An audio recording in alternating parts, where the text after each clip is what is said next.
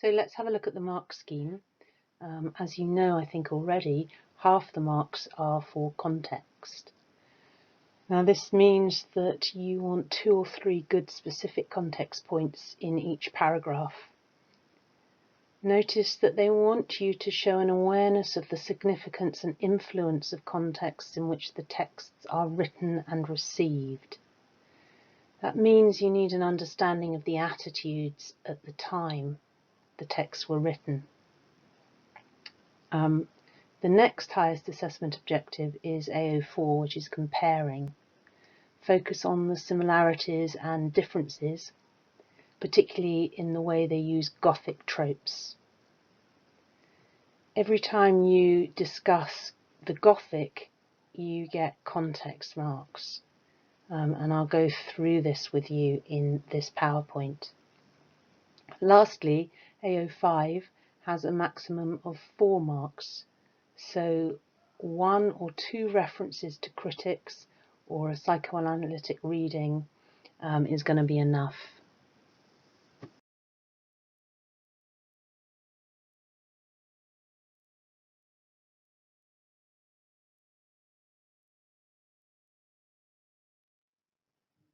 I want to introduce you to Carter's book, The Sadean Women, which was published in the same year as The Bloody Chamber. And I think it reveals quite a lot about Carter's individual brand of feminism. It's going to be quite useful, I think, to learn a few quotations to help support and show your knowledge of Carter's politics and her thinking. It was quite a controversial book when it was published, and second wave feminists were not all in support of the ideas that she explores in the text. The Sadean Women starts with an analysis of the role of pornography, Hollywood, and the power relationships between men and women. It goes on to explore the Marquis de Sade's 2 novels, Justine and Juliet, and uses them to reflect the roles women have played in society. The heroines are struggling out of the straitjackets of history and ideology and biological essentialism. And what does that mean? Biological essentialism is the belief that human nature is a natural essence rather than being a product of circumstance, upbringing and culture. It's the nature-nurture debate. And Carter was very much in favour of nurture rather than nature. So she believed that we are a product of our society, our culture, our upbringing. She asserts that women often define themselves and are defined by the culture and the times they live in, but this does not have to be the case. She goes on to optimistically suggest that it's possible for men and women to change and find a different kind of relationship not based on class, religion, race or gender. So although she did believe that we were a product of our culture, our history, the time we were alive, she also thought that that was very liberating, because it meant that if we understand that, we can then counter it and decide to reject our own, the value systems of our own culture. So the third question is, all the female protagonists become powerful and autonomous. Is this true or false? Carter believed in change. She thought that our behaviour is a product of external factors that we have control over. And this is a quote from the Sadean Women. Pornographers are the enemies of women only because our contemporary ideology of pornography does not encompass the possibility of change, as if we are the slaves of history and not its makers, as if sexual relations were not necessarily an expression of social relations, as if sex itself were an external fact. So what she's saying there is that she objects to the idea of a woman represented in pornography or in literature as taken out of her culture, her society, and her influences, as though there were something called woman that wasn't formed by society. And she says in the Sadean Women that this is what pornography does. It, in that sense, depersonalizes women. The truth is that once pornography is labelled art or literature, it is stamped with the approval of an elitist culture. And I think she proves this in the Bloody Chamber, the extensive list of pornographic art and literature that she alludes to relates to this point. Sadism, suggests Michel Foucault, is not a sexual perversion, but a cultural fact. Sade's imagination took sexual violence to an extreme that may, in a human being, only be accompanied by extreme misanthropy, self-disgust, and despair. So she's saying there that this kind of visualizing of women leads to violence. Fourth question then, in what ways does the short story The Bloody Chamber explore these ideas, apply one of these contextual nuggets? Can you contrast this with Stoker's view? So again, these are short, bullet-pointed answers. This is another quote from the Sadean Woman. Our literature is full, as are the lives of men and women, but especially women, who deny the reality of sexual attraction and of love because of considerations of class, religion, race, and of gender itself.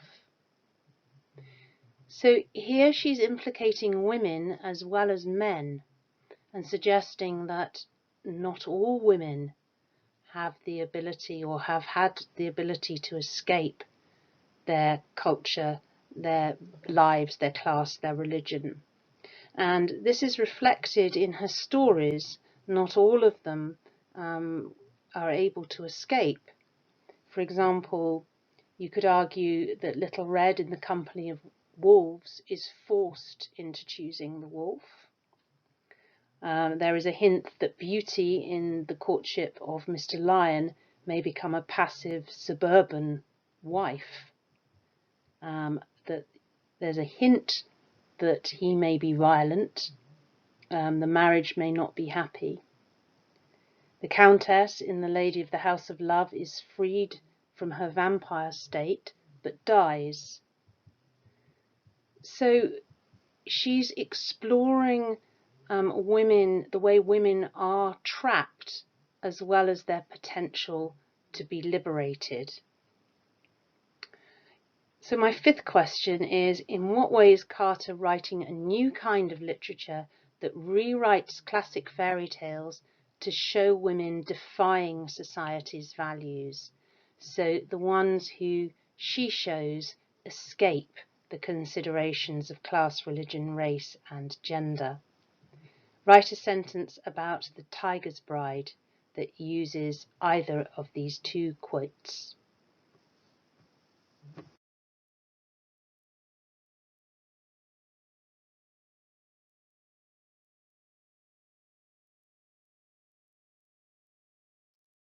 Another really good way of comparing the two novels via literary context is to look at the style of writing. So they have very different styles. The Bloody Chamber is a postmodern text, and Dracula is a Victorian naturalistic epistolary novel. I'm going to look now a little bit at in what ways The Bloody Chamber is postmodern. So postmodernism highlights the artificiality of the text. It keeps the reader aware that this is a story that's being told, and it uses various methods to do this. One which Carter uses in every single story, in fact, is intertextuality and allusions. And this is where within a story there is reference to other stories. And I've spoken a bit about this already. Now, what's the effect of intertextuality? It opens the story up. It broadens the story so that the reader can see echoes of themes and ideas in the text from the other texts that are mentioned. It makes the story, therefore, more historically relevant and not only relevant to the present. And I think then you get a more profound story, and it hooks in with Carter's political aims to make her stories relevant and contextualize them, particularly in terms of women and patriarchy. A good example of this is the Marquis' library, which is full of pornographic high art, and this makes the reader see how long patriarchal values have been in place. So we see how the male gaze has operated through the whole of time for thousands of years, and it takes us out of the story that she's telling at this time and helps us to see the reverberations of the themes.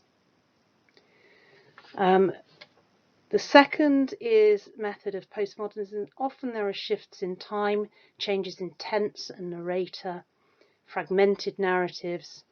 So there's shifts from first to third person narrators and free indirect speech.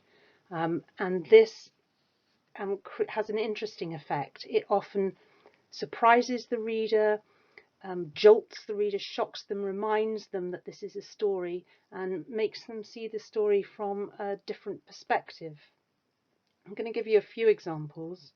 If you look at page 43, The Courtship of Mr. Lyon, right in the middle of the page, there's a shift from third-person narrative to first-person narrative. We looked at this in class, I remember.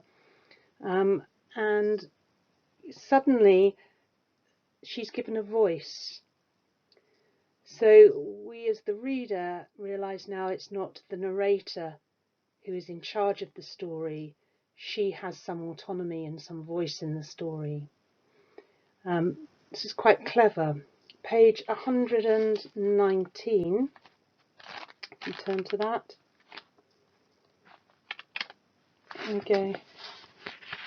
Now on this page you can see there are various shifts in narrative point of view, and towards the bottom of the page, the whole middle section is her, the Countess, talking in the first person, and then we get a shift back to the third person. At the bottom of the page, she herself is a haunted house. So again, there's this sense of a fragmented narration. If you turn to page 111, here you have the interjection of a refrain from Jack and the Beanstalk. Fee fi fo fum, I smell the blood of an Englishman. This is also intertextuality. It's reference to a different fairy tale, and it reminds us of the genre. It opens up the story. It makes us think about how the story that we're reading relates to other fairy tales of a similar genre. Then we're looking at the idea of mixing genres, which we've talked a lot about, the Gothic and the fairy tale, and how she subverts them, changes them very playfully. But she also sometimes creates pastiche of the Gothic genre, and there's a lot of humour and irony in her stories. A good example of this would be on page 109, Lady of the House of Love. So listen to how exaggerated this is. Her claws and teeth have been sharpened on centuries of corpses. She is the last bud of the poison tree that sprang from the loins of Vlad the Impaler, who picnicked on corpses in the forests of Transylvania. So that the word picnicked turns it into something sort of domestic and trivial in that sentence. It becomes humorous and intertextual. So she's playing around with genre, she's playing around with tone, and she's at times pastiching her own work. Another example on page 127 in The Werewolf. I think this is quite funny. She creates a very dark Gothic feel to the story at the beginning. And then the narrator says to us, "The wolf let out a gulp, almost a sob, when it saw what had happened to it. Wolves are less brave than they seem." This sort of undermining or parody of its own genre takes place. And lastly, magic realism, which is a literary genre in which you have a sort of realistic narrative and then it mixes in surreal elements, and it's full of that. Her stories are full of magic realism, particularly in the symbolism. So her use of the symbol of theatre, masks, dolls, all the time reminding you of play, of theatricality, and illusion.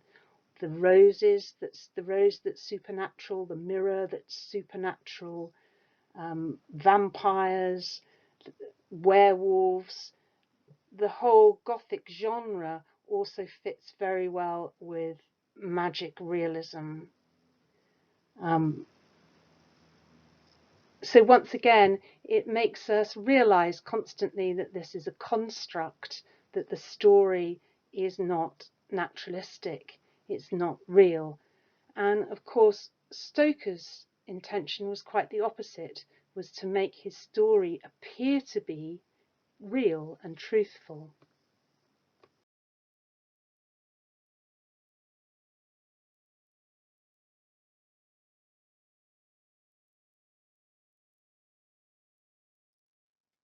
So I think you have notes on all these contexts, and I won't go over them much, except to say that Carter was without a doubt a strong feminist, but she didn't necessarily believe in all the same values as second wave feminists, particularly the idea of motherhood as being sacred, Mother Earth and sisterhood.